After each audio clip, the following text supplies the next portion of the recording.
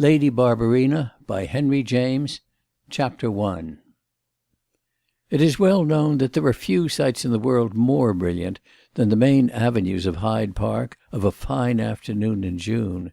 This was quite the opinion of two persons who, on a beautiful day at the beginning of that month 4 years ago, had established themselves under the great trees in a couple of iron chairs, the big ones with arms, for which, if I mistake not, you pay twopence, and sat there with the slow procession of the drive behind them while their faces were turned to the more vivid agitation of the Row. Lost in the multitude of observers, they belonged, superficially at least, to that class of persons who, wherever they may be, rank rather with the spectators than with the spectacle. They were quiet, simple, elderly, of aspect somewhat neutral. You would have liked them extremely, but would scarcely have noticed them. It is to them, obscure in all that shining host, that we must nevertheless give our attention. On which the reader is begged to have confidence. He is not asked to make vain concessions. It was indicated touchingly in the faces of our friends that they were growing old together, and were fond enough of each other's company not to object, since it was a condition, even to that.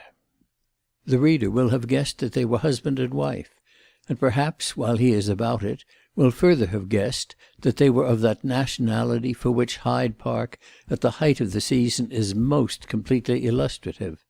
They were native aliens, so to speak, and people at once so initiated and so detached could only be Americans.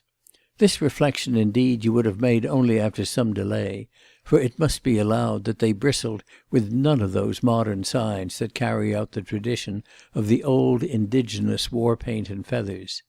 They had the American turn of mind, but that was very secret, and to your eye, if your eye had cared about it, they might have either been intimately British or more remotely foreign.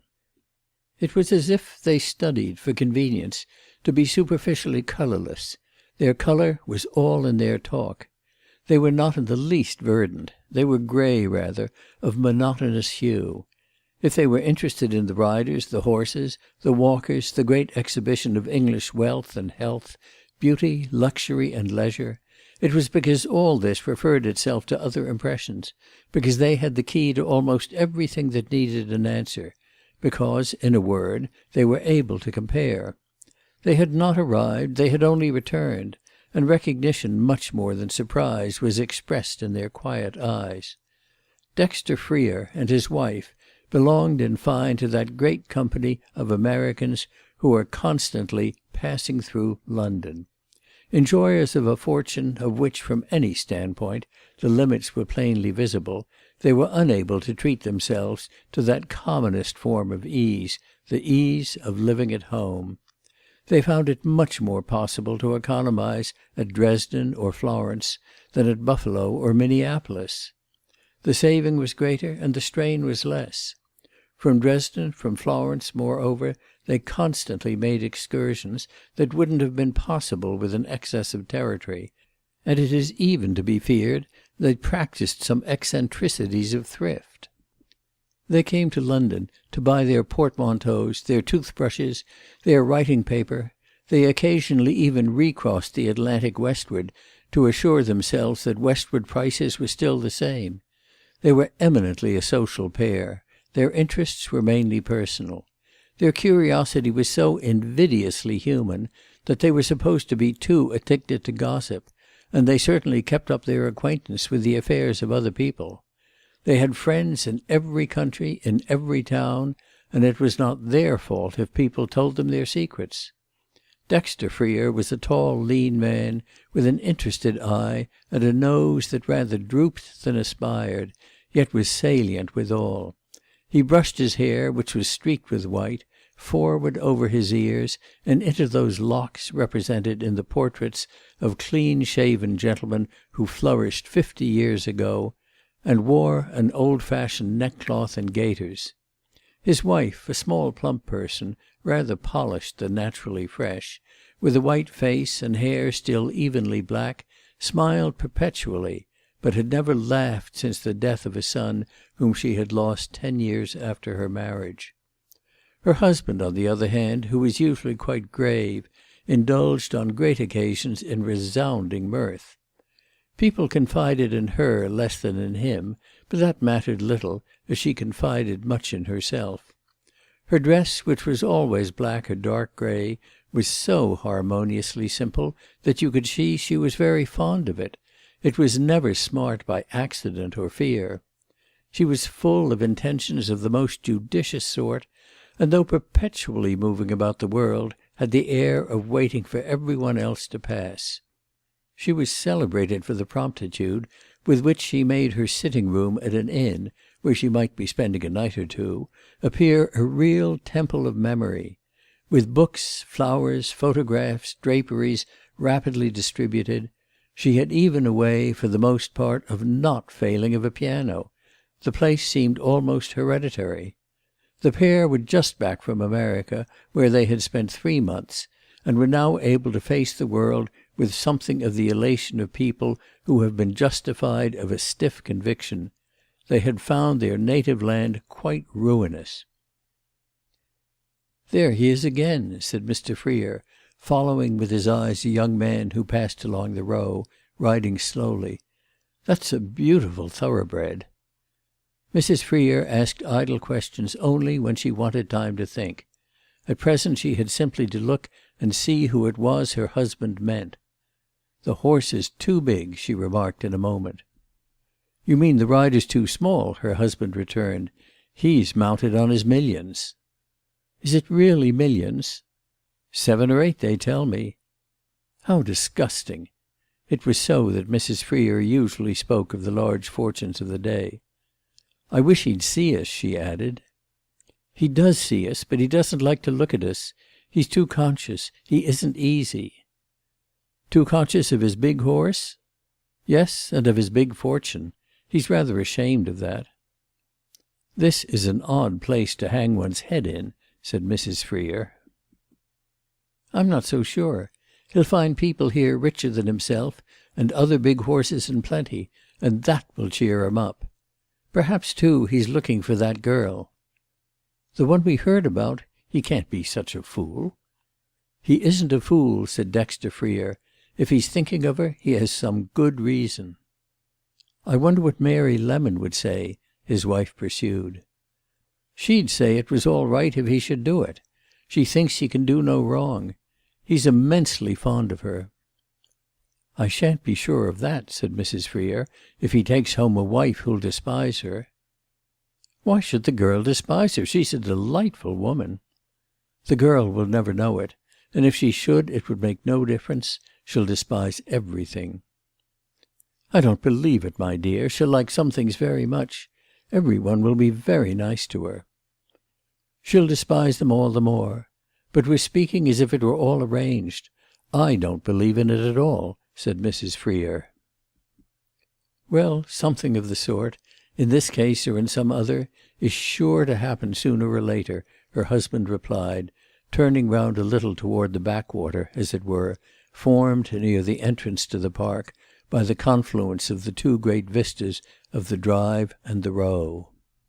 Our friends had turned their backs, as I have said, to the solemn revolution of wheels and the densely packed mass of spectators who had chosen that aspect of the show. These spectators were now agitated by a unanimous impulse. The pushing back of chairs, the shuffle of feet, the rustle of garments, and the deepening murmur of voices sufficiently expressed it. Royalty was approaching. Royalty was passing. Royalty had passed. Mr. Freer turned his head and his ear a little, but failed to alter his position further, and his wife took no notice of the flurry. They had seen royalty pass all over Europe, and they knew it passed very quickly. Sometimes it came back, sometimes it didn't. More than once they had seen it pass for the last time. They were veteran tourists, and they knew as perfectly as regular attendants at complicated church services when to get up and when to remain seated. Mr. Freer went on with his proposition. "Some young fellow's certain to do it, and one of these girls is certain to take the risk. They must take risks over here more and more." "The girls, I've no doubt, will be glad enough. They have had very little chance as yet. But I don't want Jackson to begin." "Do you know, I rather think I do," said Dexter Freer. It will be so very amusing." "For us, perhaps, but not for him. He'll repent of it and be wretched. He's too good for that." "Wretched, never! He has no capacity for wretchedness, and that's why he can afford to risk it." "He'll have to make great concessions," Mrs. Freer persisted. "He won't make one." "I should like to see." "You admit, then, that it will be amusing. All I contend for," her husband replied. "But, as you say, we're talking as if it were settled, whereas there's probably nothing in it after all. The best stories always turn out false. I shall be sorry in this case." They relapsed into silence while people passed and repassed them, continuous, successive, mechanical, with strange facial, strange expressional sequences and contrasts. They watched the procession, but no one heeded them, though every one was there so admittedly to see what was to be seen. It was all striking, all pictorial, and it made a great composition. The wide long area of the Row, its red-brown surface dotted with bounding figures, stretched away into the distance and became suffused and misty in the bright thick air. The deep dark English verdure that bordered and overhung it looked rich and old, revived and refreshed though it was by the breath of June. The mild blue of the sky was spotted with great silvery clouds, and the light drizzled down in heavenly shafts over the quieter spaces of the park, as one saw them beyond the Row. All this, however, was only a background, for the scene was before everything personal, quite splendidly so, and full of the gloss and lustre, the contrasted tones of 1,000 polished surfaces. Certain things were salient, pervasive, the shining flanks of the perfect horses, the twinkle of bits and spurs, the smoothness of fine cloth adjusted to shoulders and limbs, the sheen of hats and boots, the freshness of complexions, the expression of smiling, talking faces, the flash and flutter of rapid gallops.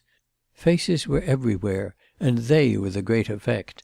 Above all, the fair faces of women on tall horses, flushed a little under their stiff black hats, with figures stiffened, in spite of much definition of curve, by their tight-fitting habits. Their well-secured helmets, their neat compact heads, their straight necks, their firm tailor-made armour, their frequent hardy bloom, all made them look singularly like Amazons about to ride a charge. The men, with their eyes before them, with hats of undulating brim, good profiles, high collars, white flowers on their chests, long legs and long feet, had an air more elaborately decorative, as they jolted beside the ladies, always out of step. These were the younger types, but it was not all youth, for many a saddle sustained a richer rotundity, and ruddy faces with short white whiskers or with matronly chins looked down comfortably from an equilibrium that seemed moral as well as physical. The walkers differed from the riders only in being on foot and in looking at the riders more than these looked at them, for they would have done as well in the saddle and ridden as the others ride. The women had tight little bonnets and still tighter little knots of hair. Their round chins rested on a close swathing of lace, or in some cases on throttling silver chains and circlets. They had flat backs and small waists.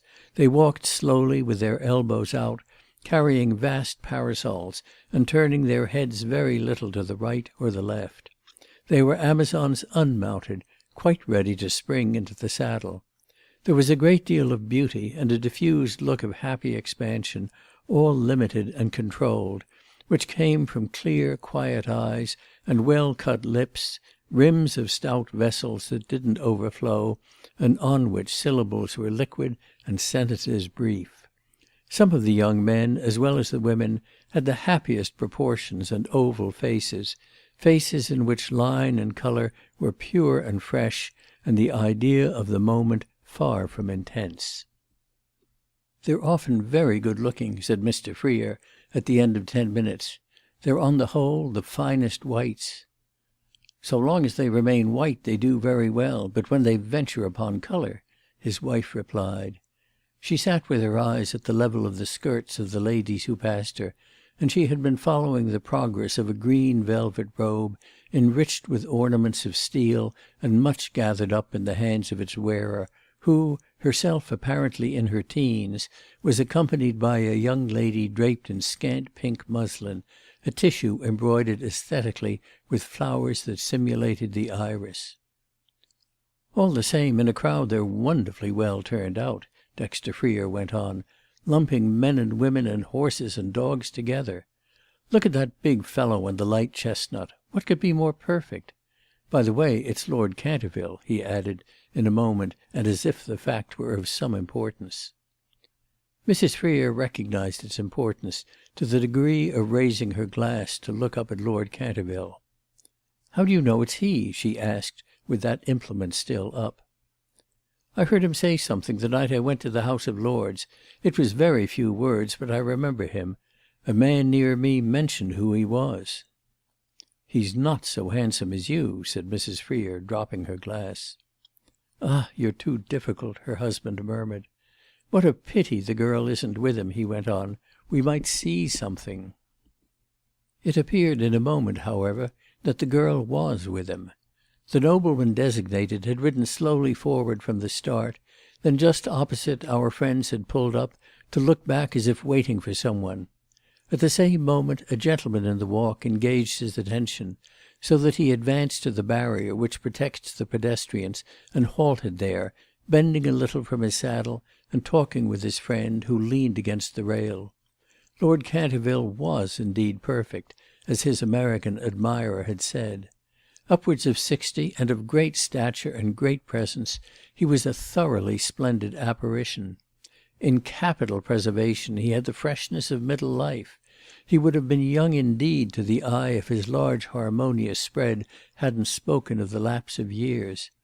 He was clad from head to foot in garments of a radiant grey, and his fine florid countenance was surmounted with a white hat of which the majestic curves were a triumph of good form. Over his mighty chest disposed itself a beard of the richest growth, and of a colour, in spite of a few streaks vaguely grizzled, to which the coat of his admirable horse appeared to be a perfect match. It left no opportunity in his uppermost buttonhole for the customary orchid, but this was of comparatively little consequence, since the vegetation of the beard itself was tropical. Astride his great steed, with his big fist, gloved in pearl grey, on his swelling thigh, his face lighted up with the good-humoured indifference, and all his magnificent surface reflecting the mild sunshine, he was, strikingly, a founded and builded figure, such as could only represent to the public gaze some institution, some exhibition, or some industry, in a word, some unquenchable interest. People quite lingered to look up at him as they passed. His halt was brief, however, for he was almost immediately joined by two handsome girls, who were as well turned out, in Dexter Freer's phrase, as himself. They had been detained a moment at the entrance to the Row, and now advanced side by side, their groom close behind them. One was noticeably taller and older than the other, and it was plain at a glance that they were sisters. Between them, with their charming shoulders, their contracted waists, and their skirts that hung without a wrinkle like plates of zinc, they represented in a singularly complete form the pretty English girl in the position in which she is prettiest. "Of course they're his daughters," said Dexter Freer, as these young ladies rode away with Lord Canterville, "and in that case one of them must be Jackson Lemon's sweetheart. Probably the bigger. They said it was the eldest. She's evidently a fine creature." "She'd hate it over there," Mrs. Freer returned, for all answer to this cluster of inductions. "You know, I don't admit that. But granting she should, it would do her good to have to accommodate herself." "She wouldn't accommodate herself." "She looks so confoundedly fortunate perched up on that saddle," he went on without heed of his wife's speech. "Aren't they supposed to be very poor?" "Yes, they look it." And his eyes followed the eminent trio while, with the groom as eminent in his way as any of them, they started on a canter. The air was full of sound, was low and economized, and when, near our friends, it became articulate the words were simple and few. "It's as good as the circus, isn't it, Mrs. Freer?" These words correspond to that description, but they pierced the dense medium more effectually than any our friends had lately heard. They were uttered by a young man who had stopped short in the path, absorbed by the sight of his compatriots. He was short and stout. He had a round, kind face, and short, stiff-looking hair, which was reproduced in a small, bristling beard. He wore a double-breasted walking-coat, which was not, however, buttoned, and on the summit of his round head was perched a hat of exceeding smallness, and of the so-called pot category. It evidently fitted him, but a hatter himself wouldn't have known why. His hands were encased in new gloves of a dark brown colour, and these masquerading members hung consciously, quite ruefully, at his sides. He sported neither umbrella nor stick. He offered one of his stuffed gloves almost with eagerness to Mrs. Freer, blushing a little as he measured his precipitation. "Oh, Dr. Feeder," she smiled at him. Then she repeated to her husband, "Dr. Feeder, my dear." And her husband said, "Oh, doctor, how d'ye do?" I have spoken of the composition of the young man's appearance, but the items were not perceived by these two. They saw but one thing, his delightful face, which was both simple and clever, and, as if this weren't enough, showed a really tasteless overheaping of the cardinal virtues. They had lately made the voyage from New York in his company, and he was clearly a person who would shine at sea with an almost intolerable blandness. After he had stood in front of them a moment, a chair beside Mrs. Freer became vacant, on which he took possession of it and sat there telling her what he thought of the park and how he liked London. As she knew every one, she had known many of his people at home, and while she listened to him she remembered how large their contribution had been to the moral worth of Cincinnati. Mrs. Freer's social horizon included even that city. She had had occasion to exercise an amused recognition of several families from Ohio, and was acquainted with the position of the Feeders there. This family, very numerous, was interwoven into an enormous cousinship. She stood off herself from any Western promiscuity, but she could have told you whom Dr. Feeder's great-grandfather had married. Every one, indeed, had heard of the good deeds of the descendants of this worthy, who were generally physicians, excellent ones, and whose name expressed, not inaptly, their numerous acts of charity. Sidney Feeder, who had several cousins of his name established in the same line at Cincinnati, had transferred himself and his ambition to New York, where his practice had at the end of 3 years begun to grow. He had studied his profession at Vienna, and was saturated with German science. Had he only worn spectacles he might indeed perfectly, while he watched the performers in Rotten Row, as if their proceedings were a successful demonstration, have passed for some famously materialistic young German. He had come over to London to attend a medical congress which met this year in the British capital, for his interest in the healing art was by no means limited to the cure of his patients. It embraced every form of experiment, and the expression of his honest eyes would almost have reconciled you to vivisection. This was his first time of looking into the park. For social experiments he had little leisure. Being aware, however, that it was a very typical and, as might be, symptomatic sight, he had conscientiously reserved an afternoon and dressed himself carefully for the occasion. "It's quite a brilliant show," he said to Mrs. Freer. "It makes me wish I had a mount." Little as he resembled Lord Canterville, he rode, as he would have gaily said, first rate. "Wait till Jackson Lemon passes again, and you can stop him and make him let you take a turn." This was the jocular suggestion of Dexter Freer. "Why, is he here? I've been looking out for him and should like to see him." "Doesn't he go to your medical congress?" asked Mrs. Freer. "Well, yes, he attends, but isn't very regular. I guess he goes out a good deal." "I guess he does," said Mr. Freer. "And if he isn't very regular, I guess he has a good reason. A beautiful reason, a charming reason," he went on, bending forward to look down toward the beginning of the row. "Dear me, what a lovely reason!" Dr. Feeder followed the direction of his eyes, and after a moment understood his allusion. Little Jackson Lemon passed, on his big horse, along the avenue again, riding beside one of the bright creatures who had come that way shortly before under escort of Lord Canterville. His lordship followed in conversation with the other, his younger daughter. As they advanced, Jackson Lemon turned his eyes to the multitude under the trees, and it so happened that they rested on the Dexter Freers. He smiled, he raised his hat with all possible friendliness, and his three companions turned to see whom he so frankly greeted. As he settled his hat on his head, he espied the young man from Cincinnati, whom he had first overlooked, whereupon he laughed for the luck of it, and waved Sidney Feeder an airy salutation with his hand, reining in a little at the same time just for an instant, as if he half expected this apparition to come and speak to him.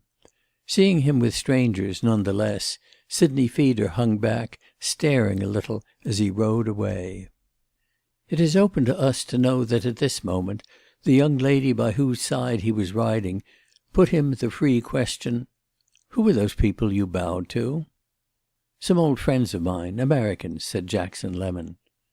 "Of course they're Americans. There's nothing anywhere but Americans now." "Oh yes, our turn's coming round," laughed the young man. "But that doesn't say who they are," his companion continued. "It's so difficult to say who Americans are," she added before he had time to answer her. "Dexter Freer and his wife, there's nothing difficult about that. Every one knows them," Jackson explained. "I never heard of them," said the English girl. "Ah, that's your fault and your misfortune. I assure you everybody knows them." "And does everybody know the little man with the fat face to whom you kissed your hand?" "I didn't kiss my hand, but I would if I had thought of it. He's a great chum of mine, a fellow student at Vienna." "And what's his name?" "Dr. Feeder." Jackson Lemon's companion had a dandling pause. "Are all your friends doctors?" "No, some of them are in other businesses." "Are they all in some business?" "Most of them, save 2 or 3 like Dexter Freer." "Dexter Freer? I thought you said Dr. Freer." The young man gave a laugh. "You heard me wrong. You've got doctors on the brain, Lady Barb." "I'm rather glad," said Lady Barb, giving the rein to her horse, who bounded away. "Well, yes, she's very handsome, the reason," Dr. Feeder remarked as he sat under the trees. "Is he going to marry her?" Mrs. Freer inquired. "Marry her? I hope not." "Why do you hope not?" "Because I know nothing about her. I want to know something about the woman that man marries." "I suppose you'd like him to marry in Cincinnati," Mrs. Freer not unadventurously threw out. "Well, I'm not particular where it is, but I want to know her first." Dr. Feeder was very sturdy. "We were in hopes you'd know all about it," said his other entertainer. "No, I haven't kept up with him here." "We've heard from a dozen people that he has been always with her for the last month, and that kind of thing in England is supposed to mean something. Hasn't he spoken of her when you've seen him?" "No, he has only talked about the new treatment of spinal meningitis. He's very much interested in spinal meningitis." "I wonder if he talks about it to Lady Barb," said Mrs. Freer. "Who is she, anyway?" the young man wanted to know. Well, his companions both let him. "Lady Barb Clement." "And who's Lady Barb Clement?" "The daughter of Lord Canterville." "And who's Lord Canterville?" "Dexter must tell you that," said Mrs. Freer. And Dexter accordingly told him that the Marquis of Canterville had been, in his day, a great sporting nobleman and an ornament to English society, and had held more than once a high post in Her Majesty's household. Dexter Freer knew all these things, how his lordship had married a daughter of Lord Treherne, a very serious, intelligent, and beautiful woman, who had redeemed him from the extravagance of his youth, and presented him in rapid succession with a dozen little tenants for the nurseries at Pasterns. This being, as Mr. Freer also knew, the name of the principal seat of the Cantervilles.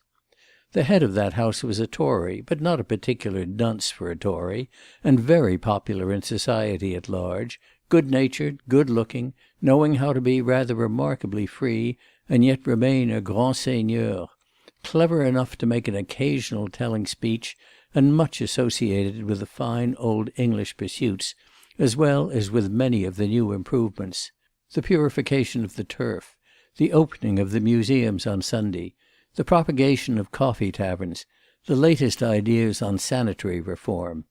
He disapproved of the extension of the suffrage, but had positively drainage on the brain. It had been said of him at least once, and, if this historian is not mistaken, in print, that he was just the man to convey to the popular mind the impression that the British aristocracy is still a living force. He was unfortunately not very rich, for a man who had to exemplify such truths, and of his 12 children no less than 7 were daughters. Lady Barb, Jackson Lemon's friend, was the second. The eldest had married Lord Bitumen. Mr. Freer had caught quite the right pronunciation of this name, which he successfully sounded as Bitumen. Lady Lucretia had done very well, for her husband was rich, and she had brought him nothing to speak of, but it was hardly to be expected they would all achieve such flights. Happily the younger girls were still in the schoolroom, and before they had come up, Lady Canterville, who was a woman of bold resource, would have worked off the 2 that were out. It was Lady Agatha's first season. She wasn't so pretty as her sister, but was thought to be cleverer. Half a dozen people had spoken to him of Jackson Lemon's being a great deal at the Cantervilles. He was supposed to be enormously rich. "Well, so he is," said Sidney Feeder, who had listened to Mr. Freer's report with attention, with eagerness even, but for all its lucidity, with an air of imperfect apprehension. "Yes, but not so rich as they probably think." "Do they want his money? Is that what they're after?" "You go straight to the point," Mrs. Freer rang out. "I haven't the least idea," said her husband. "He's a very good sort in himself." "Yes, but he's a doctor," Mrs. Freer observed. "What have they got against that?" asked Sidney Feeder. "Why, over here, you know, they only call them in to prescribe," said his other friend. "The profession isn't—what you'd call aristocratic." "Well, I don't know it, and I don't know that I want to know it. How do you mean aristocratic? What profession is? It would be rather a curious one. Professions are meant to do the work of the professions, and what work's done without your sleeves rolled up? Many of the gentlemen at the Congress there are quite charming." "I like doctors very much," said Mrs. Freer. "My father was a doctor, but they don't marry the daughters of marquises." "I don't believe Jackson wants to marry that one," Sidney Feeder calmly argued. "Very possibly not. People are such asses," said Dexter Freer. "But he'll have to decide. I wish you'd find out, by the way. You can if you will." "I'll ask him. Up at the Congress. I can do that. I suppose he has got to marry some one." The young man added in a moment, "And she may be a good thing." "She's said to be charming." "Very well, then. It won't hurt him. I must say, however, I'm not sure I like all that about her family." "What I told you? It's all to their honour and glory," said Mr. Freer. "Are they quite on the square? It's like those people in Thackeray." Oh, if Thackeray could have done this! And Mrs. Freer yearned over the lost hand. "You mean all this scene?" asked the young man. "No, the marriage of a British noblewoman and an American doctor. It would have been a subject for a master of satire." "You see you do want it, my dear," said her husband quietly. "I want it as a story, but I don't want it for Dr. Lemon." "Does he call himself doctor still?" Mr. Freer asked of young Feeder. "I suppose he does. I call him so. Of course he doesn't practise. But once a doctor, always a doctor." "That's doctrine for Lady Barb." Sidney Feeder wondered. "Hasn't she got a title too? What would she expect him to be? President of the United States? He's a man of real ability. He might have stood at the head of his profession. When I think of that I want to swear. What did his father want to go and make all that money for? It must certainly be odd to them to see a medical man with 6 or 8 millions," Mr. Freer conceded. "They use much the same term as the Choctaws," said his wife. "Why, some of their own physicians make immense fortunes," Sidney Feeder remarked. Couldn't he," she went on, "be made a baronet by the Queen?" "Yes, then he'd be aristocratic," said the young man. "But I don't see why he should want to marry over here. It seems to me to be going out of his way. However, if he's happy, I don't care. I like him very much. He has A1 ability. If it hadn't been for his father, he'd have made a splendid doctor. But, as I say, he takes a great interest in medical science, and I guess he means to promote it all he can, with his big fortune. He'll be sure to keep up his interest in research. He thinks we do know something, and is bound we shall know more. I hope she won't lower him, the young Marchioness. Is that her rank? And I hope they're really good people. He ought to be very useful. I should want to know a good deal about the foreign family I was going to marry into."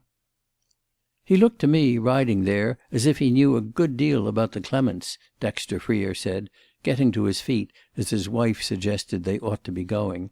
"And he looked to me pleased with the knowledge. There they come down the other side. Will you walk away with us, or will you stay?" "Stop and ask him, and then come and tell us, in Jermyn Street." This was Mrs. Freer's parting injunction to Sidney Feeder. "He ought to come himself. Tell him that," her husband added. "Well, I guess I'll stay," said the young man, as his companions merged themselves in the crowd that was now tending toward the gates. He went and stood by the barrier, and saw Dr. Lemon and his friends pull up at the entrance to the Row, where they apparently prepared to separate. The separation took some time, and Jackson's colleague became interested. Lord Canterville and his younger daughter lingered to talk with the two gentlemen, also mounted, who looked a good deal at the legs of Lady Agatha's horse. Dr. Lemon and Lady Barb were face to face, very near each other, and she, leaning forward a little, stroked the overlapping neck of his glossy bay. At a distance he appeared to be talking, and she to be listening without response. "Oh yes, he's making love to her," thought Sidney Feeder. Suddenly her father and sister turned away to leave the park, and she joined them and disappeared while Jackson came up on the left again as for a final gallop. He hadn't gone far before he perceived his comrade, who awaited him at the rail, and he repeated the gesture Lady Barb had described as a kiss of the hand, though it had not to his friend's eye that full grace. When he came within hail he pulled up. "If I'd known you were coming here I'd have given you a mount," he immediately and bountifully cried. There was not in his person that irradiation of wealth and distinction which made Lord Canterville glow like a picture, but as he sat there with his neat little legs stuck out he looked very bright and sharp and happy, wearing in his degree the aspect of one of Fortune's favourites. He had a thin, keen, delicate face, a nose very carefully finished, a quick eye, a trifle hard in expression, and a fine dark moustache a good deal cultivated. He was not striking, but he had his intensity, and it was easy to see that he had his purposes. "How many horses have you got? About 40?" his compatriot inquired in response to his greeting. "About 500, said Jackson Lemon. "Did you mount your friends, the three you were riding with?" "Mount them? They've got the best horses in England." "Did they sell you this one?" Sidney Feeder continued in the same humorous strain. "What do you think of him?" said his friend without heed of this question. "Well, he's an awful old screw. I wonder he can carry you." "Where did you get your hat?" Jackson asked, both as a retort and as a relevant criticism. "I got it in New York. What's the matter with it?" "It's very beautiful. I wish I had brought over one like it." "The head's the thing, not the hat. I don't mean yours, I mean mine," Sidney Feeder laughed. "There's something very deep in your question. I must think it over." Don't, said Jackson Lemon. "You'll never get to the bottom of it. Are you having a good time?" "A glorious time. Have you been up to-day?" "Up among the doctors? No, I've had a lot of things to do," Jackson was obliged to plead. "Well," and his friend richly recovered it, "we had a very interesting discussion. I made a few remarks." "You ought to have told me. What were they about?" "About the intermarriage of races from the point of view—" and Sidney Feeder paused a moment, occupied with the attempt to scratch the nose of the beautiful horse. "From the point of view of the progeny, I suppose?" "Not at all. From the point of view of the old friends." Damn the old friends!" Dr. Lemon exclaimed with jocular crudity. "Is it true that you're going to marry a young marchioness?" The face of the speaker in the saddle became just a trifle rigid, and his firm eyes penetrated the other. "Who has played that on you?" "Mr. and Mrs. Freer, whom I met just now." "Mr. and Mrs. Freer be hanged, too. And who told them?" "Ever so many fashionable people. I don't know who." "Gad, how things are tattled!" cried Jackson Lemon with asperity. "I can see it's true by the way you say that," his friend ingenuously stated. "Do Freer and his wife believe it?" Jackson went on impatiently. "They want you to go and see them. You can judge for yourself." "I'll go and see them and tell them to mind their business." "In Jermyn Street, but I forget the number. I'm sorry the Marchioness isn't one of ours," Dr. Feeder continued. "If I should marry her she would be, quick enough. But I don't see what difference it can make to you," said Jackson. "Why, she'll look down on the profession, and I don't like that from your wife." "That will touch me more than you." "Then it is true?" Dr. Feeder cried with a finer appeal. "She won't look down, I'll answer for that." "You won't care. You're out of it all now." "No, I'm not. I mean to do no end of work." "I'll believe it when I see it," said Sidney Feeder, who was by no means perfectly incredulous, but who thought it salutary to take that tone. "I'm not sure you've any right to work. You oughtn't to have everything. You ought to leave the field to us, not take the bread out of our mouths and get the kudos. You must pay the penalty of being bloated. You'd have been celebrated if you had continued to practice, more celebrated than any one. But you won't be now. You can't be, any way you fix it. Someone else is going to be in your place." Jackson Lemon listened to this, but without meeting the eyes of the prophet; not, however, as if he were avoiding them, but as if the long stretch of the ride, now less and less obstructed, irresistibly drew him off again and made his companion's talk retarding. Nevertheless he answered deliberately and kindly enough, "I hope it will be you, old boy," and he bowed to a lady who rode past. "Very likely it will. I hope I make you feel mean. That's what I'm trying to do." "Oh, awfully!" Jackson cried. "All the more that I'm not in the least engaged." "Well, that's good. Will you come up to-morrow?" Dr. Feeder went on. "I'll try, my dear fellow. I can't be sure. Bye-bye." "Oh, you're lost anyway," sighed Sidney Feeder as the other started away. End of Section 1. Chapter 2. It was Lady Marmaduke, wife of Sir Henry of that clan, who had introduced the amusing young American to Lady Beauchemin, after which Lady Beauchemin had made him acquainted with her mother and sisters. Lady Marmaduke, too, was of outland strain, remaining for her conjugal baronet the most ponderable consequence of a tour in the United States. At present, by the end of 10 years, she knew her London as she had never known her New York, so that it had been easy for her to be, as she called herself, Jackson's social godmother. She had views with regard to his career, and these views fitted into a scheme of high policy, which, if our space permitted, I would be glad to lay before the reader in its magnitude. She wished to add an arch or two to the bridge on which she had effected her transit from America, and it was her belief that Dr. Lemon might furnish the materials. This bridge, as yet a somewhat sketchy and rickety structure, she saw, in the future, boldly stretch from one solid pier to another. It could but serve both ways, for reciprocity was the keynote of Lady Marmaduke's plan. It was her belief that an ultimate fusion was inevitable, and that those who were the first to understand the situation would enjoy the biggest returns from it. The first time the young man had dined with her, he met Lady Beauchemin, who was her intimate friend. Lady Beauchemin was remarkably gracious, asking him to come and see her as if she really meant it. He, in fact, presented himself, and in her drawing-room met her mother, who happened to be calling at the same moment. Lady Canterville, not less friendly than her daughter, invited him down to Pasterns for Eastertide, and before a month had passed it struck him that though he was not what he would have called intimate at any house in London, the door of the house of Clement opened to him pretty often. This seemed no small good fortune, for it always opened upon a charming picture. The inmates were a blooming and beautiful race, and their interior had an aspect of the ripest comfort. It was not the splendour of New York, as New York had lately begun to appear to the young man, but an appearance and a set of conditions, of factors, as he used to say, not to be set in motion in that city by any power of purchase. He himself had a great deal of money, and money was good even when it was new, but old money was somehow more to the shilling and the pound. Even after he learned that Lord Canterville's fortune was less present than past, it was still the positive golden glow that struck him.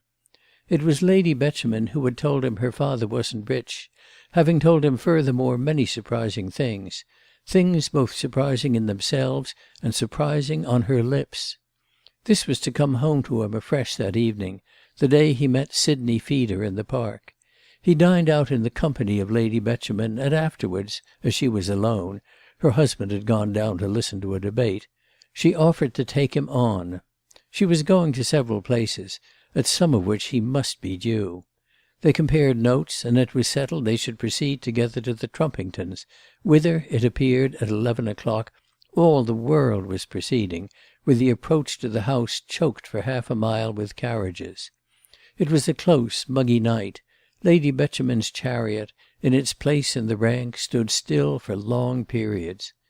In his corner beside her, through the open window, Jackson Lemon, rather hot, rather oppressed, looked out on the moist, greasy pavement, over which was flung, a considerable distance up and down, the flare of a public-house. Lady Betjeman, however, was not impatient, for she had a purpose in her mind, and now she could say what she wished. "Do you really love her?" That was the first thing she said. "Well, I guess so," Jackson Lemon answered, as if he didn't recognise the obligation to be serious. She looked at him a moment in silence. He felt her gaze, and turning his eyes, saw her face, partly shadowed, with the aid of a street lamp. She was not so pretty as Lady Barb. Her features had a certain sharpness. Her hair, very light in colour and wonderfully frizzled, almost covered her eyes, the expression of which, however, together with that of her pointed nose and the glitter of several diamonds, emerged from the gloom. What she next said seemed somehow to fall in with that. "You don't seem to know. I never saw a man in so vague a state." "You push me a little too much. I must have time to think of it," the young man returned. "You know, in my country they allow us plenty of time." He had several little oddities of expression, of which he was perfectly conscious, and which he found convenient, for they guarded him in a society condemning a lonely New Yorker who proceeded by native inspiration to much exposure. They ensured him the profit corresponding with sundry sacrifices. He had no great assortment of vernacular drolleries, conscious or unconscious, to draw upon, but the occasional use of one, discreetly chosen, made him appear simpler than he really was, and reasons determined his desiring this result. He was not simple. He was subtle, circumspect, shrewd, perfectly aware that he might make mistakes. There was a danger of his making one now, a mistake that might gravely count. He was resolved only to succeed. It is true that for a great success he would take a certain risk, but the risk was to be considered, and he gained time while he multiplied his guesses and talked about his country. "You may take 10 years if you like," said Lady Betjeman. "I'm in no hurry whatever to make you my brother-in-law. Only you must remember that you spoke to me first." "What did I say?" "You spoke to me of Barb as the finest girl you had seen in England." "Oh, I'm willing to stand by that." And he had another try, which would have been transparent to a compatriot. "I guess I like her type." "I should think you might." "I like her all round, with all her peculiarities." "What do you mean by her peculiarities?" "Well, she has some peculiar ideas," said Jackson Lemon in a tone of the sweetest reasonableness, "and she has a peculiar way of speaking." "Ah, you can't expect us to speak so well as you," cried Lady Betjeman. "I don't see why not." He was perfectly candid. "You do some things much better." "We've our own ways at any rate, and we think them the best in the world, as they mostly are," laughed Lady Betjemin. "One of them is not to let a gentleman devote himself to a girl for so long a time without some sense of responsibility. If you don't wish to marry my sister, you ought to go away." "I ought never to have come," said Jackson Lemon. "I can scarcely agree to that," her ladyship good-naturedly replied, "as in that case I should have lost the pleasure of knowing you. It would have spared you this duty, which you dislike very much." "Asking you about your intentions? Oh, I don't dislike it at all," she cried. "It amuses me extremely." "Should you like your sister to marry me?" asked Jackson with great simplicity. If he expected to take her by surprise, he was disappointed. She was perfectly prepared to commit herself. "I should like it particularly. I think English and American society ought to be but one. I mean the best of each. A great whole." "Will you allow me to ask whether Lady Marmaduke suggested that to you?" he at once inquired. "We've often talked of it." "Oh yes, that's her aim." "Well, it's my aim too. I think there's a lot to be done." "And you'd like me to do it?" "To begin it, precisely. Don't you think we ought to see more of each other? I mean," she took the precaution to explain, "just the best in each country." Jackson Lemon appeared to weigh it. "I'm afraid I haven't any general ideas. If I should marry an English girl, it wouldn't be for the good of the species."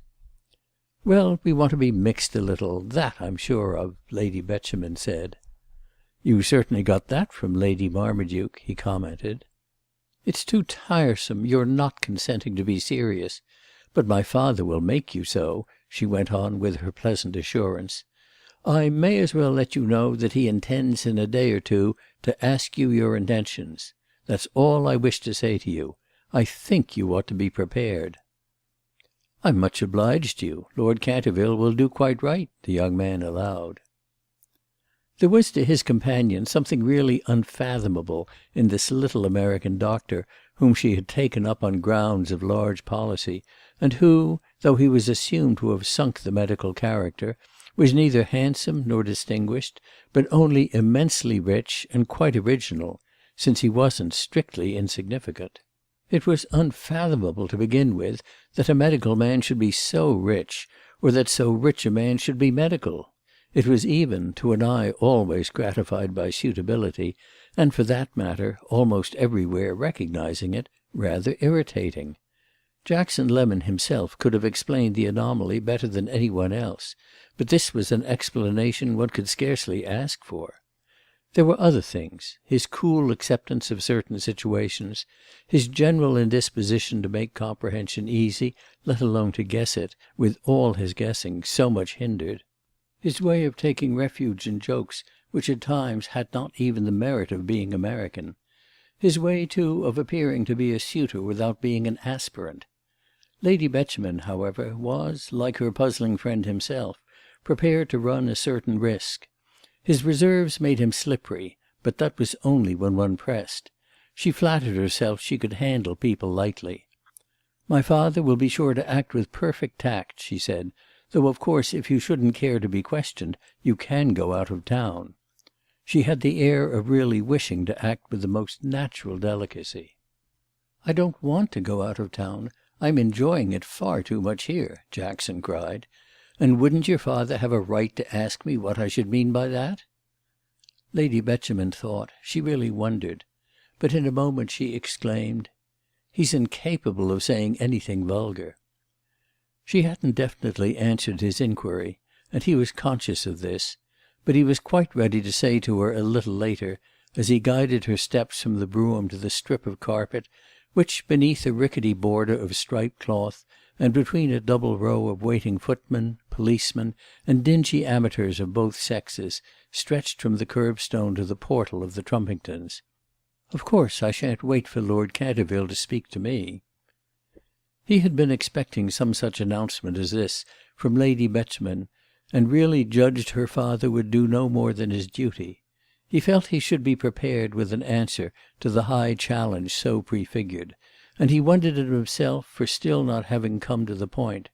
Sidney Feeder's question in the Park had made him feel rather pointless. It was the first direct allusion as yet made to his possible marriage by any one but Lady Beauchemin. None of his own people were in London. He was perfectly independent, and even if his mother had been within reach, he couldn't quite have consulted her on the subject. He loved her dearly, better than any one, but she wasn't a woman to consult, for she approved of whatever he did. The fact of his doing it settled the case for it. He had been careful not to be too serious when he talked with Lady Barb's relative, but he was very serious indeed as he thought over the matter within himself, which he did even among the diversions of the next half-hour, while squeezed, obliquely and with tight arrests, through the crush in the Trumpingtons' drawing-room.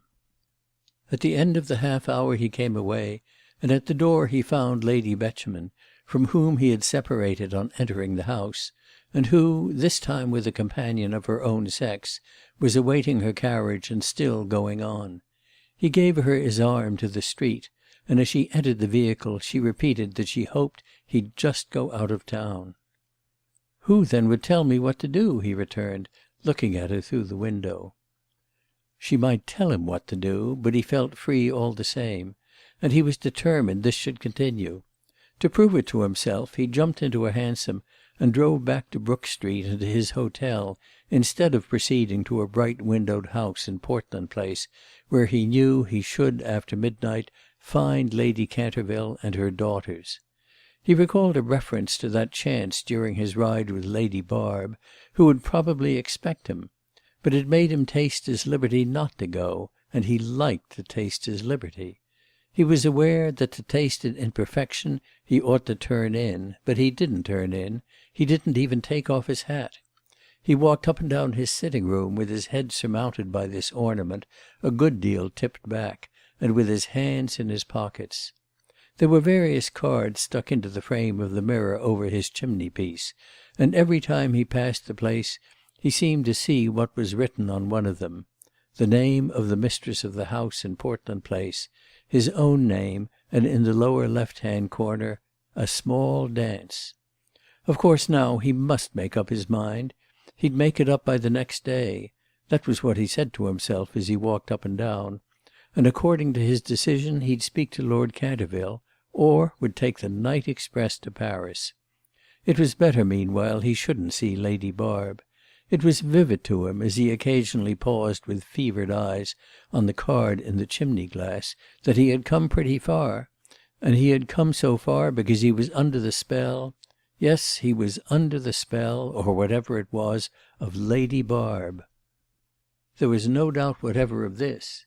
He had a faculty for diagnosis, and he knew perfectly what was the matter with him. He wasted no time in musing on the mystery of his state, in wondering if he mightn't have escaped such a seizure by a little vigilance at first, or if it would abate should he go away. He accepted it frankly for the sake of the pleasure it gave him.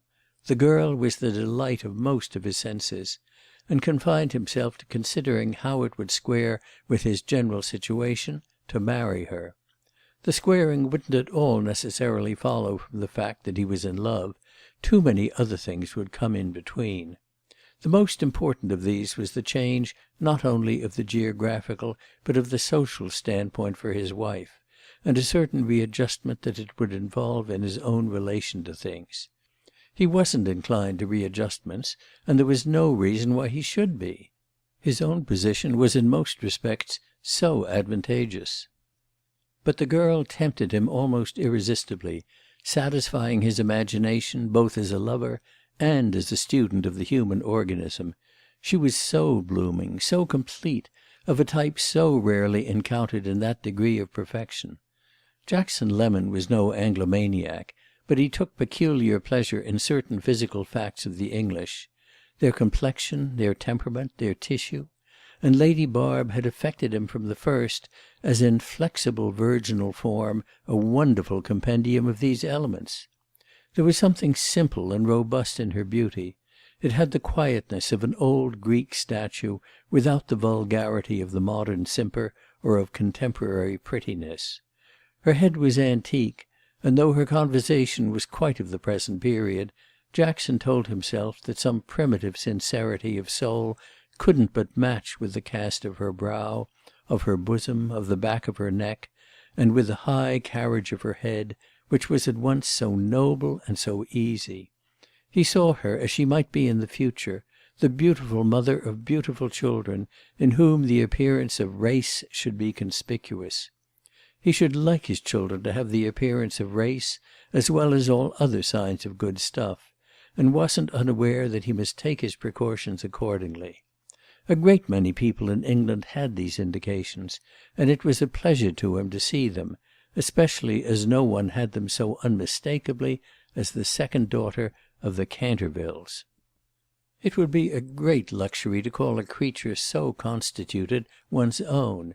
Nothing could be more evident than that, because it made no difference that she wasn't strikingly clever. Striking cleverness wasn't one of the signs, nor a mark of the English complexion in general. It was associated with the modern simper, which was a result of modern nerves. If Jackson had wanted a wife all fiddle-strings, of course he could have found her at home. But this tall, fair girl, whose character, like her figure, appeared mainly to have been formed by riding across country, was differently put together. All the same, would it suit his book, as they said in London, to marry her and transport her to New York? He came back to this question, came back to it with a persistency which, had she been admitted to a view of it, would have tried the patience of Lady Betjeman. She had been irritated more than once at his appearing to attach himself so exclusively to that horn of the dilemma, as if it could possibly fail to be a good thing for a little American doctor to marry the daughter of an English peer. It would have been more becoming in her ladyship's eyes that he should take this for granted a little more, and take the consent of her ladyships, of their ladyships' family, a little less. They looked at the matter so differently. Jackson Lemon was conscious that if he should propose for the young woman who so strongly appealed to him, it would be because it suited him, and not because it suited his possible sisters-in-law. He believed himself to act in all things by his own faculty of choice and volition, a feature of his outfit in which he had the highest confidence. It would have seemed, indeed, that just now this part of his inward machine was not working very regularly, since, though he had come home to go to bed, the stroke of 12:30 saw him jump not into his sheets, but into a hansom which the whistle of the porter had summoned to the door of his hotel, and which he rattled off to Portland Place. Here he found, in a very large house, an assembly of 500 persons and a band of music concealed in a bower of azaleas. Lady Canterville had not arrived.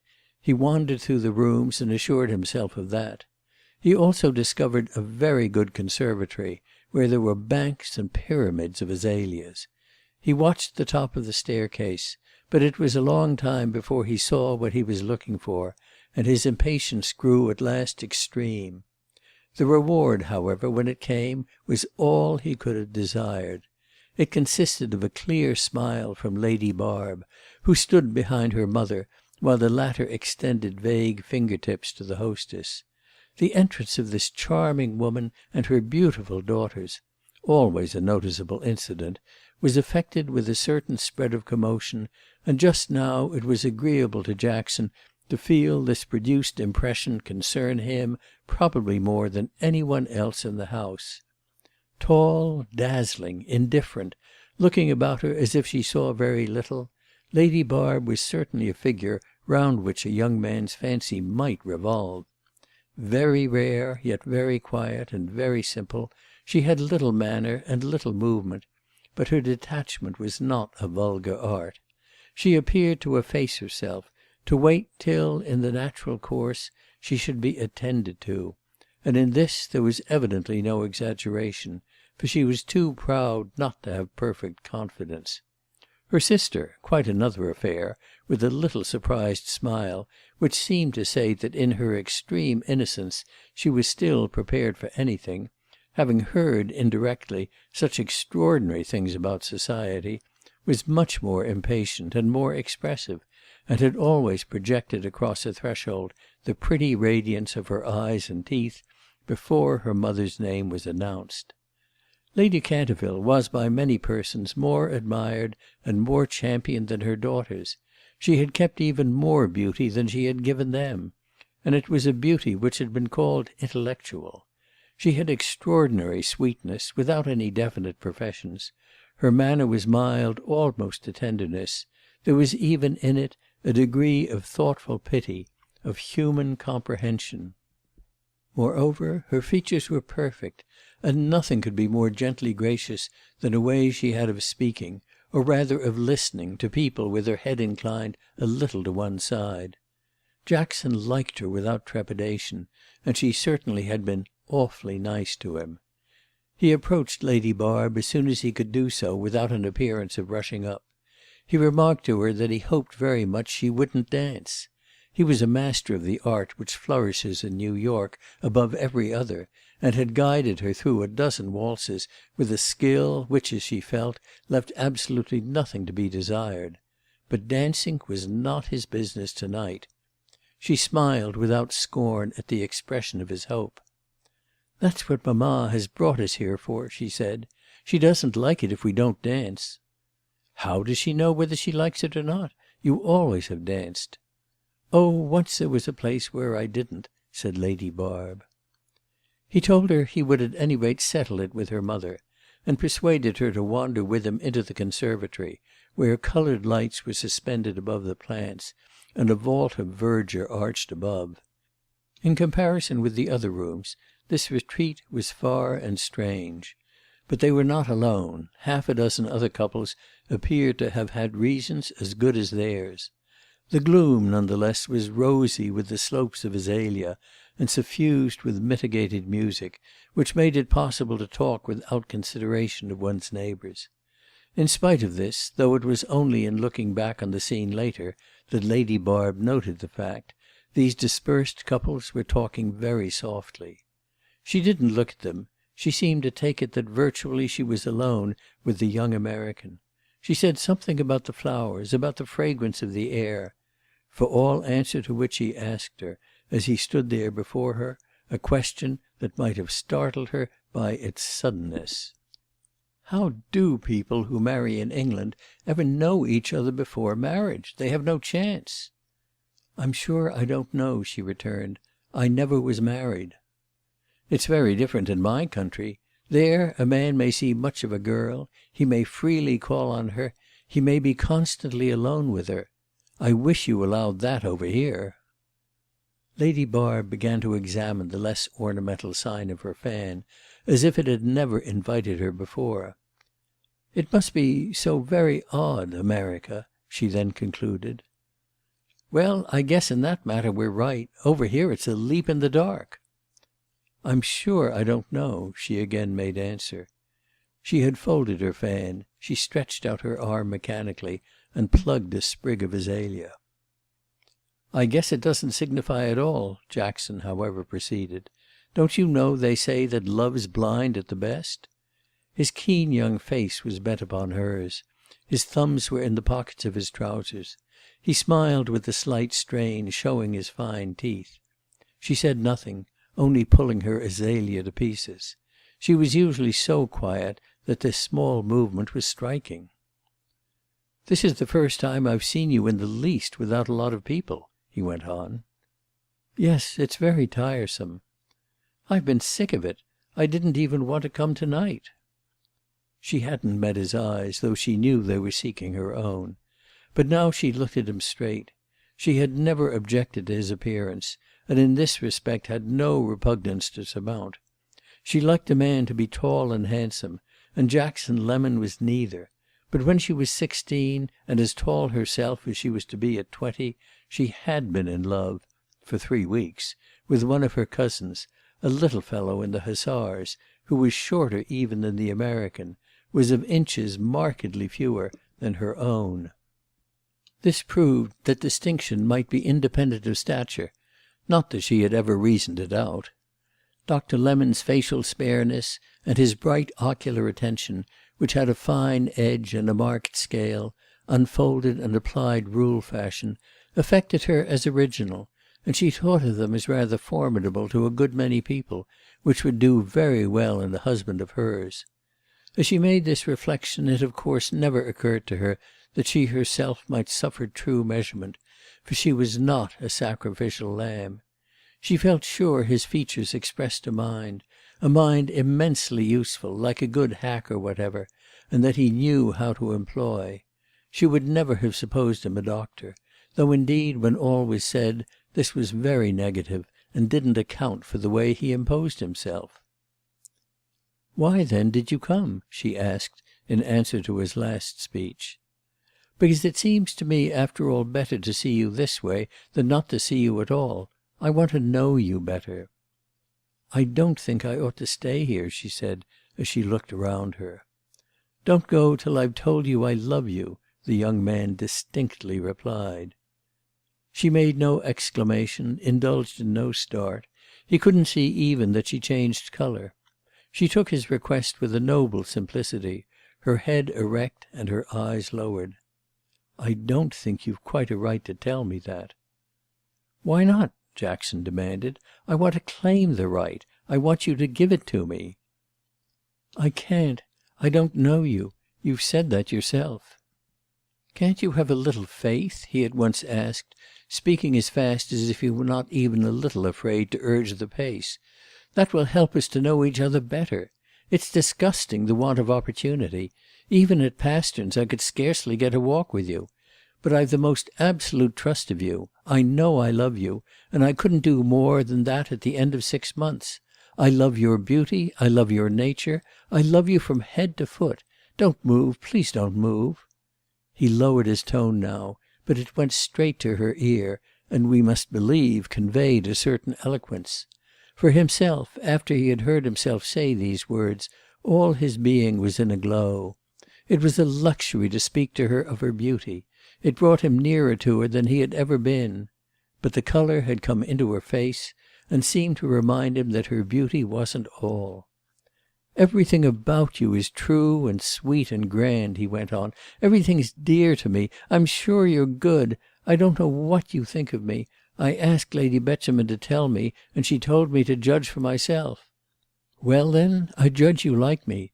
Haven't I a right to assume that till the contrary's proved? May I speak to your father? That's what I want to know. I've been waiting, but now what should I wait for longer? I want to be able to tell him you've given me hope. I suppose I ought to speak to him first. I meant to-morrow. But meanwhile, to-night, I thought I'd just put this in. In my country it wouldn't matter particularly. You must see all that over there for yourself. If you should tell me not to speak to your father, I wouldn't. I'd wait. But I like better to ask your leave to speak to him than ask his to speak to you." His voice had sunk almost to a whisper, but though it trembled, the fact of his pleading gave it intensity. He had the same attitude, his thumbs in his trousers, his neat attentive young head, his smile, which was a matter of course. No one would have imagined what he was saying. She had listened without moving, and at the end she raised her eyes. They rested on his own a moment, and he remembered for a long time the look, the clear effluence of splendid maidenhood, as deep as a surrender, that passed her lids.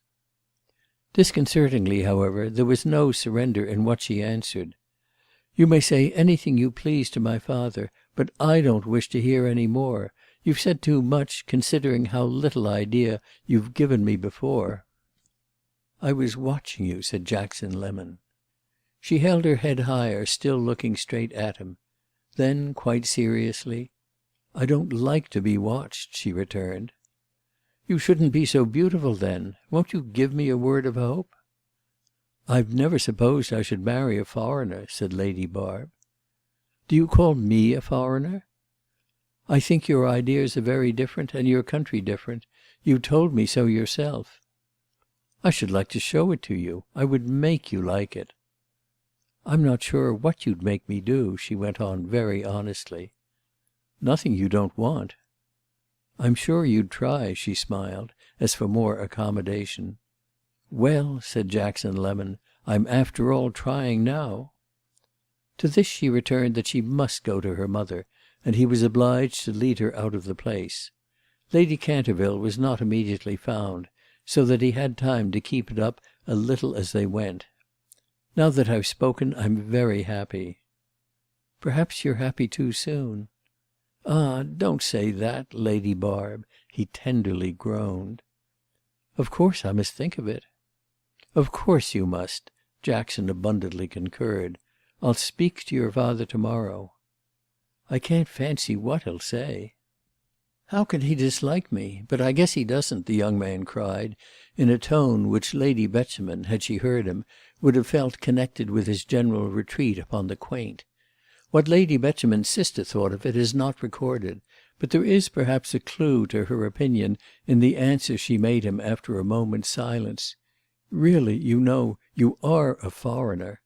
With this she turned her back, for she was already in her mother's hands. Jackson Lemon said a few words to Lady Canterville. They were chiefly about its being very hot. She gave him her vague sweet attention, as if he were saying something ingenious, but of which she missed the point. He could see she was thinking of the ways of her daughter Agatha, whose attitude toward the contemporary young man was wanting in the perception of differences, a madness too much without method. She was evidently not occupied with Lady Barb, who was more to be depended on. This young woman never met her suitor's eyes again. She let her own rest rather ostentatiously on other objects. At last he was going away without a glance from her. Her mother had asked him to luncheon for the morrow, and he had said he would come if she would promise him he should see his lordship. "I can't pay you another visit till I've had some talk with him." "I don't see why not, but if I speak to him I dare say he will be at home," she returned. "It will be worth his while." At this he almost committed himself, and he left the house reflecting that as he had never proposed to a girl before, he couldn't be expected to know how women demean themselves in this emergency. He had heard indeed that Lady Barb had had no end of offers, and though he supposed the number probably overstated, as it always is, he had to infer that her way of appearing suddenly to have dropped him was but the usual behaviour for the occasion. Chapter 3. At her mother's the next day she was absent from luncheon, and Lady Canterville mentioned to him—he didn't ask—that she had gone to see a dear old great-aunt who was also her godmother and who lived at Roehampton. Lord Canterville was not present, but Jackson learned from his hostess that he had promised her he would come in exactly at 3:00. Our young man lunched with her ladyship and the children, who appeared in force at this repast, all the younger girls being present, and two little boys, the juniors of the two sons who were in their teens. Dr. Lemon, who was fond of children, and thought these absolutely the finest in the world, magnificent specimens of a magnificent brood, such as it would be so satisfactory in future days to see about his own knee, Dr. Lemon felt himself treated as one of the family, but was not frightened by what he read into the privilege of his admission. Lady Canterville showed no sense whatever of his having mooted the question of becoming her son-in-law, and he believed the absent object of his attentions hadn't told her of their evening's talk. This idea gave him pleasure. He liked to think Lady Barb was judging him for herself. Perhaps indeed she was taking counsel of the old lady at Roehampton. He saw himself the sort of lover of whom a godmother would approve. Godmothers, in his mind, were mainly associated with fairy tales. He had had no baptismal sponsors of his own, and that point of view would be favourable to a young man with a great deal of gold who had suddenly arrived from a foreign country, an apparition surely in a proper degree elfish. He made up his mind he should like Lady Canterville as a mother-in-law. She would be too well bred to meddle. Her husband came in at 3:00, just after they had risen, and observed that it was very good in him to have waited. "I haven't waited," Jackson replied, with his watch in his hand.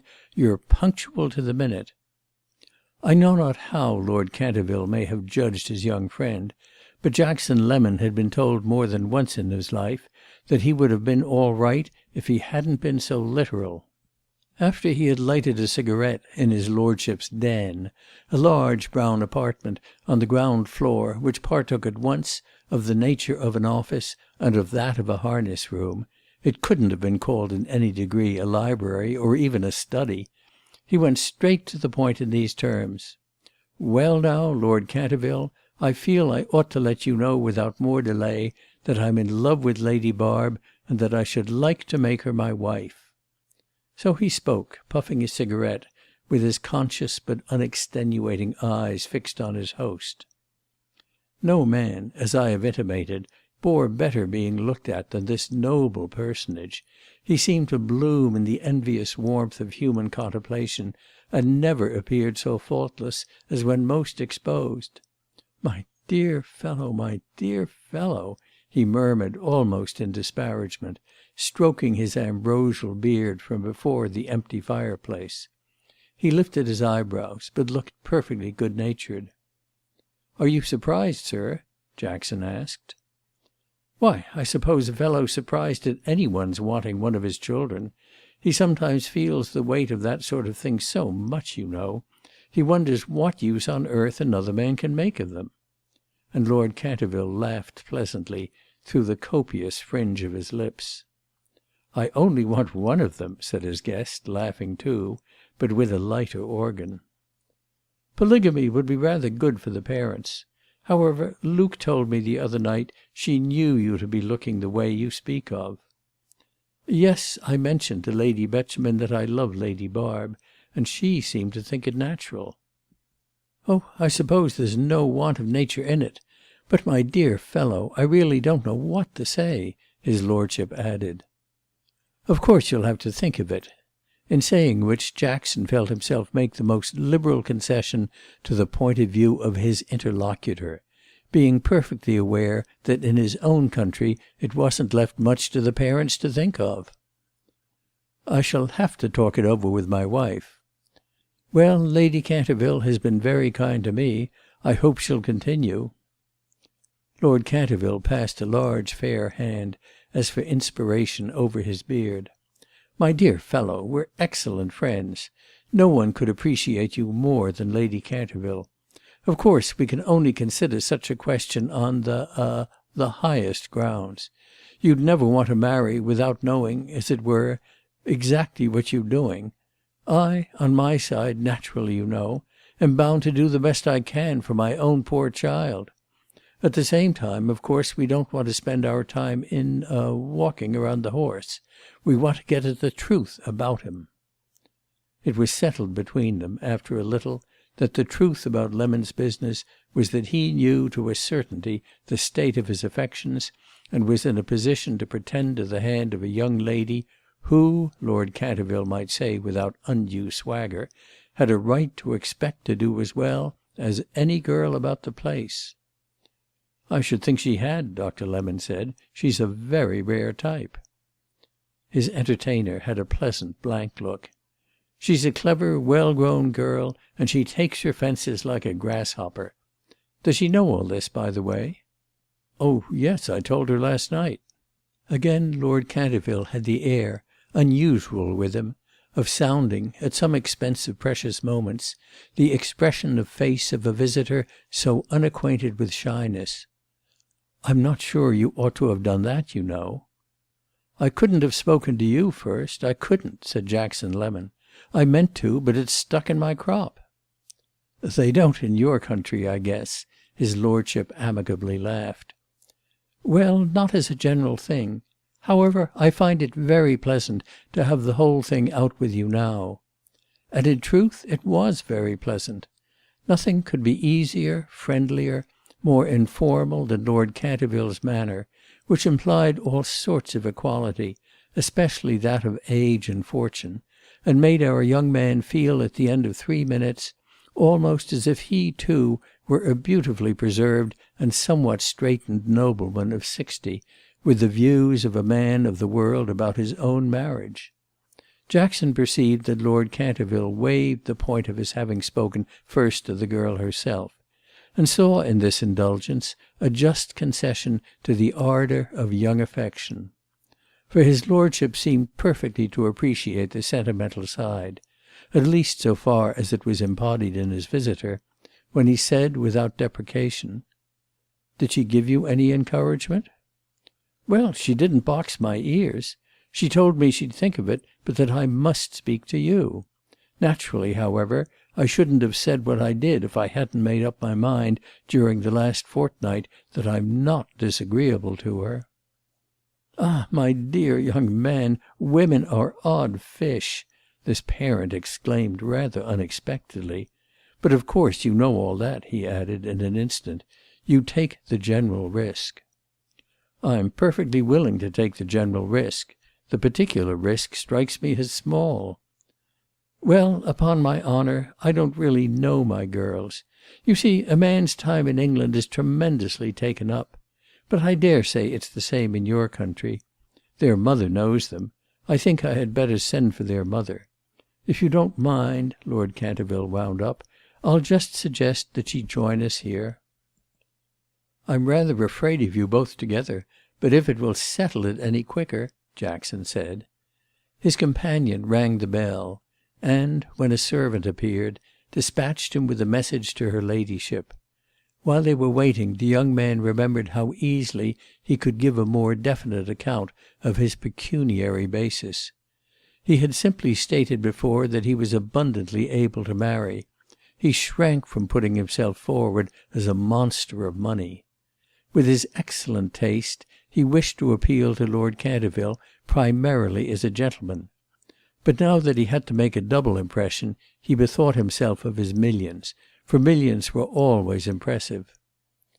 "It strikes me as only fair to let you know that my fortune's really considerable." "Yes, I dare say you're beastly rich," said Lord Canterville with a natural and visible faith. "Well, I represent, all told, some 7 millions." "7 millions?" "I count in dollars. Upwards of $1.5 million sterling." Lord Canterville looked at him from head to foot, exhaling with great promptitude an air of cheerful resignation to a form of grossness threatening to become common. Then he said, with a touch of that inconsequence of which he had already given a glimpse, "What the deuce in that case possessed you to turn doctor?" Jackson Lemon coloured a little and demurred, but bethought himself of his best of reasons. "Why, my having simply the talent for it." "Of course I don't for a moment doubt your ability. But don't you," his lordship candidly asked, "find it rather a bore?" "I don't practise much. I'm rather ashamed to say that." "Ah, well, of course, in your country it's different. I dare say you've got a door-plate, eh?" "Oh yes, and a tin sign tied to the balcony," Jackson laughed. Here the joke was beyond his friend, who but went on, "What on earth did your father say to it?" "To my going into medicine? He said he'd be hanged if he'd take any of my doses. He didn't think I should succeed. He wanted me to go into the House." "Into the House?" Lord Canterville just wondered. "That would be into your Congress?" "Ah, no, not so bad as that. Into the store," Jackson returned, with that refinement of the ingenuous which he reserved for extreme cases. His host stared, not venturing even for the moment to hazard an interpretation, and before a solution had presented itself, Lady Canterville was on the scene. "My dear, I thought we had better see you. Do you know he wants to marry our second girl?" It was in these simple and lucid terms that her husband acquainted her with the question. She expressed neither surprise nor elation.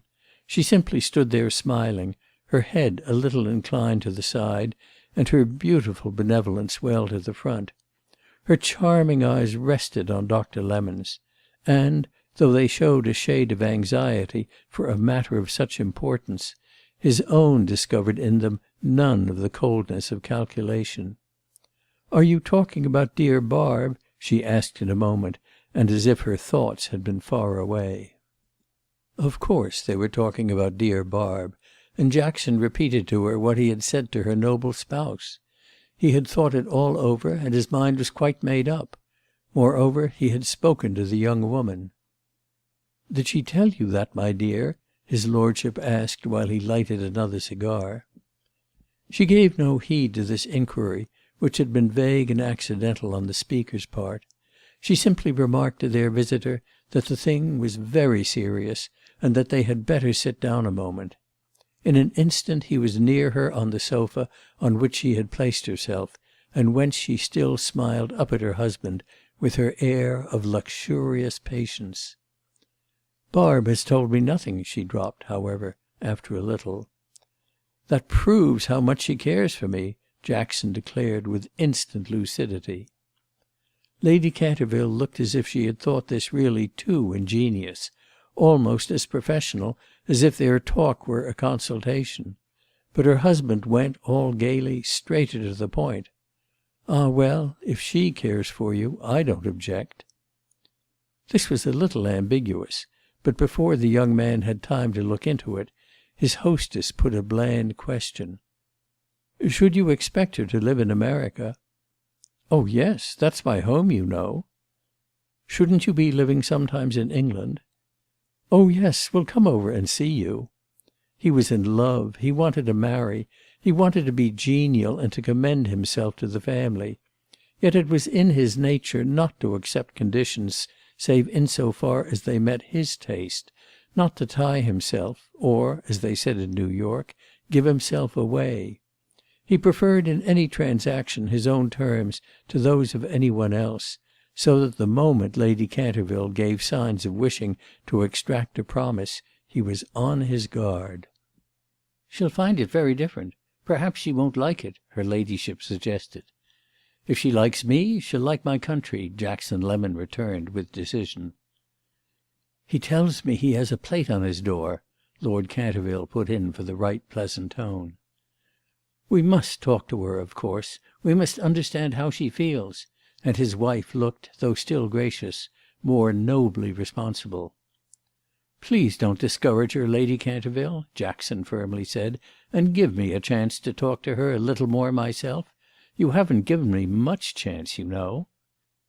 "We don't offer our daughters to people, however amiable, Mr. Lemon." Her charming grand manner rather quickened. "She isn't like some women in London, you know," Lord Canterville helpfully explained. "You see, we rather stave off the evil day. We like to be together." And Jackson certainly, if the idea had been presented to him, would have said that no, decidedly, Lady Barb hadn't been thrown at him. "Of course not," he declared in answer to her mother's remark. "But you know you mustn't decline overtures too much either. You mustn't make a poor fellow wait too long. I admire her, I love her, more than I can say. I give you my word of honour for that." "He seems to think that settles it," said Lord Canterville, shining richly down at the young American from his place before the cold chimney-piece. "Certainly that's what we desire, Philip," her ladyship returned with an equal grace. "Lady Barb believes it, I'm sure she does," Jackson exclaimed with spirit. "Why should I pretend to be in love with her if I'm not?" Lady Canterville received this appeal in silence, and her husband, with just the least air in the world of repressed impatience, began to walk up and down the room. He was a man of many engagements, and he had been closeted for more than a quarter of an hour with the young American doctor. "Do you imagine you should come often to England?" Lady Canterville asked, as if to think of everything. "I'm afraid I can't tell you that. Of course we shall do whatever seems best." He was prepared to suppose that they should cross the Atlantic every summer. That prospect was by no means displeasing to him, but he wasn't prepared to tie himself, as he would have said, up to it, nor up to anything in particular. It was in his mind not as an overt pretension, but as a tacit implication, that he should treat with the parents of his presumed bride on a footing of perfect equality, and there would somehow be nothing equal if he should begin to enter into engagements that didn't belong to the essence of the matter. They were to give their daughter, and he was to take her. In this arrangement there would be quite as much on one side as on the other. But beyond it he had nothing to ask of them. There was nothing he was calling on them to promise, and his own pledges therefore would have no equivalent. Whenever his wife should wish it, she should come over and see her people. Her home was to be in New York, but he was tacitly conscious that on the question of absences he should be very liberal, and there was meanwhile something in the very grain of his character that forbade he should be eagerly yielding about times and dates. Lady Canterville looked at her spouse, but he was not now attentive. He was taking a peep at his watch. In a moment, however, he threw out a remark to the effect that he thought it a capital thing the two countries should become more united, and there was nothing that would bring it about better than a few of the best people on both sides pairing off together. The English indeed had begun it. A lot of fellows had brought over a lot of pretty girls, and it was quite fair play that the Americans should take their pick. They were all one race, after all, and why shouldn't they make one society? The best of both sides, of course. Jackson Lemon smiled as he recognised Lady Marmaduke's great doctrine, and he was pleased to think that Lady Bitumen had some influence with her father, for he was sure the great old boy, as he mentally designated his host, had got all this from her, though he expressed himself less happily than the cleverest of his daughters. Our hero had no objection to make to it, especially if there were aught in it that would really help his case. But it was not in the least on these high grounds he had sought the hand of Lady Barb. He wanted her not in order that her people and his, the best on both sides, should make one society. He wanted her simply because he wanted her. Lady Canterville smiled, but she seemed to have another thought. "I quite appreciate what my husband says, but I don't see why poor Barb should be the one to begin." "I daresay she'll like it," said his lordship, as if he were attempting a short cut. "They say you spoil your women awfully." "She's not one of their women yet," Lady Canterville remarked in the sweetest tone in the world; and then she added, without Jackson Lemon's knowing exactly what she meant, "It seems so strange." He was slightly irritated, and these vague words perhaps added to the feeling. There had been no positive opposition to his suit, and both his entertainers were most kind. But he felt them hold back a little, and though he hadn't expected them to throw themselves on his neck, he was rather disappointed. His pride was touched. Why should they hesitate? He knew himself such a good parti. It was not so much his noble host, it was Lady Canterville. As he saw her lord and master look covertly and a second time at his watch, he could have believed him glad to settle the matter on the spot. Lady Canterville seemed to wish their aspirant to come forward more, to give certain assurances and pledges. He felt he was ready to say or do anything that was a matter of proper form, but he couldn't take the tone of trying to purchase her ladyship's assent, penetrated as he was with the conviction that such a man as he could be trusted to care for his wife rather more than an impecunious British peer and his wife could be supposed, with the lights he had acquired on English society, to care even for the handsomest of a dozen children. It was a mistake on the old lady's part not to recognise that. He humoured this to the extent of saying, just a little dryly, "My wife shall certainly have everything she wants." "He tells me he's disgustingly rich," Lord Canterville added, pausing before their companion with his hands in his pockets. "I'm glad to hear it, but it isn't so much that," she made answer, sinking back a little on her sofa. If it wasn't that, she didn't say what it was, though she had looked for a moment as if she were going to. She only raised her eyes to her husband's face, she asked for inspiration. I know not whether she found it, but in a moment she said to Jackson Lemon, seeming to imply that it was quite another point, "Do you expect to continue your profession?" He had no such intention, so far as his profession meant getting up at 3 o'clock in the morning to assuage the ills of humanity; but here, as before, the touch of such a question instantly stiffened him. "Oh, my profession! I rather wince at that grand old name. I've neglected my work so scandalously that I scarce know on what terms with it I shall be, though hoping for the best when once I'm right there again." Lady Canterville received these remarks in silence, fixing her eyes once more upon her husband's. But his countenance really rather failed her.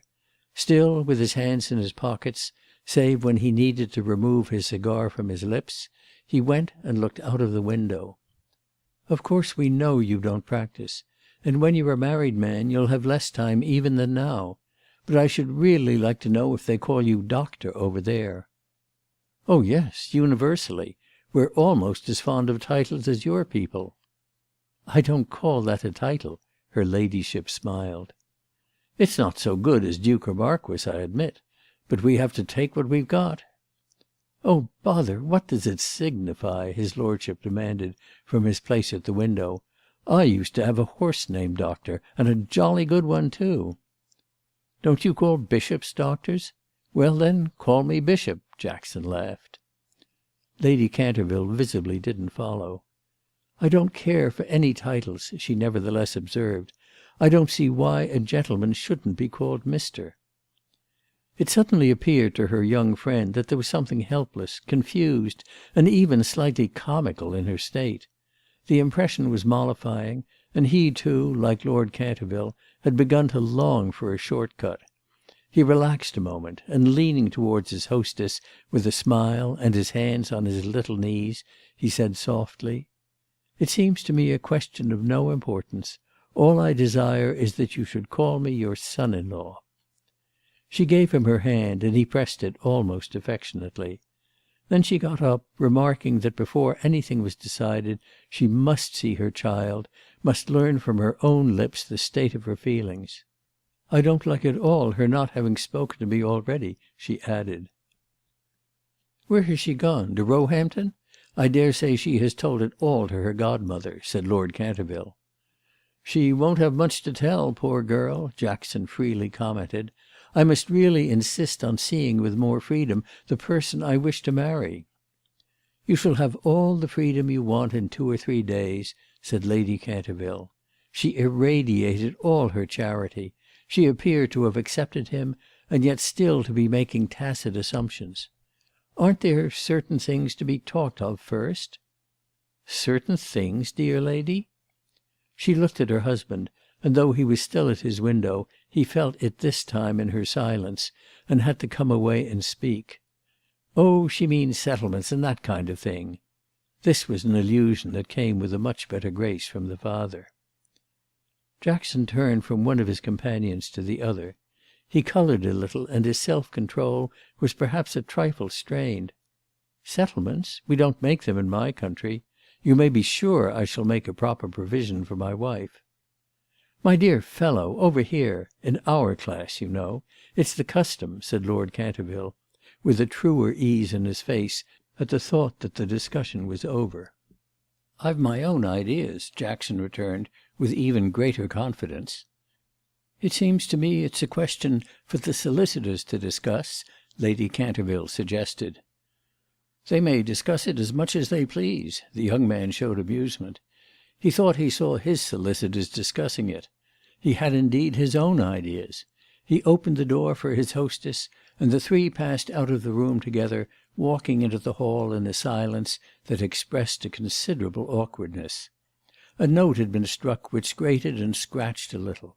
A pair of shining footmen, at their approach, rose from a bench to a great altitude and stood there like sentinels presenting arms. Jackson stopped, looking for a moment into the interior of his hat, which he had in his hand. Then, raising his keen eyes, he fixed them in a moment on those of Lady Canterville, addressing her instinctively rather than his other critic. "I guess you and Lord Canterville had better leave it to me." "We have our traditions, Mr. Lemon," said her ladyship with a firm grace. "I imagine you don't know?" she gravely breathed. Lord Canterville laid his hand on their visitor's shoulder. "My dear boy, those fellows will settle it in 3 minutes." "Very likely they will," said Jackson Lemon. Then he asked of Lady Canterville when he might see Lady Barb. She turned it spaciously over. "I'll write you a note."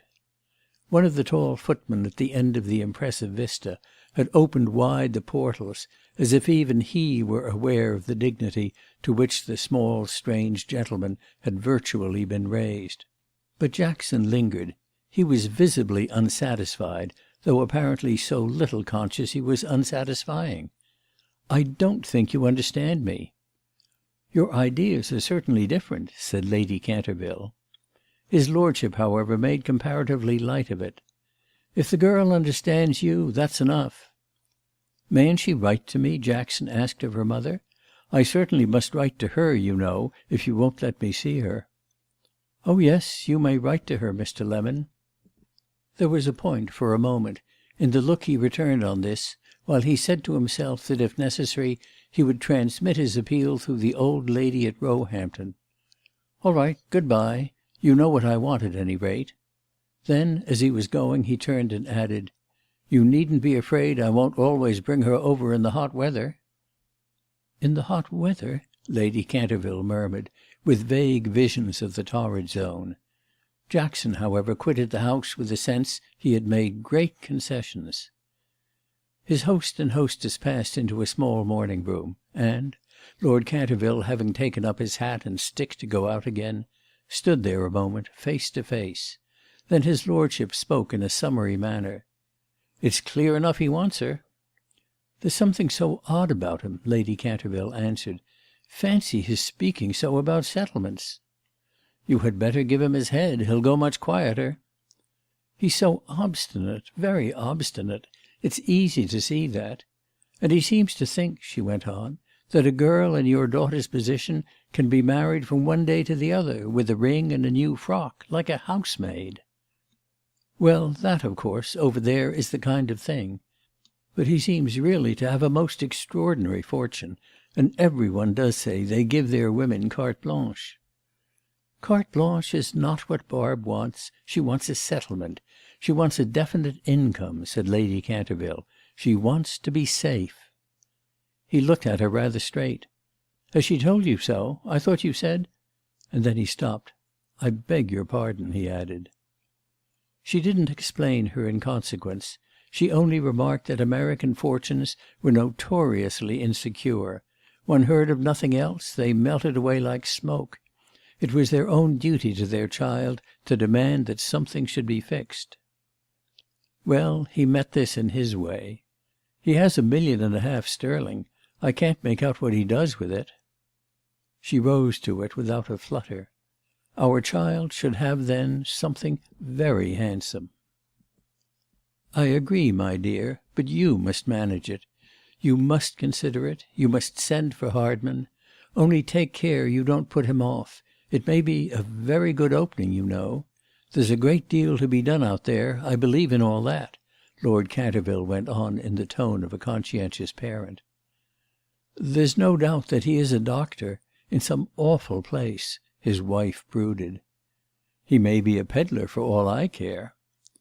"If they should go out, I think Agatha might go with them," her ladyship continued in the same tone, but a little disconnectedly. "You may send them all out if you like. Good-bye." The pair embraced, but her hand detained him a moment. "Don't you think he's greatly in love?" "Oh yes, he's very bad, but he's a sharp little beggar." "She certainly quite likes him," Lady Canterville stated rather formally, as they separated. Chapter 3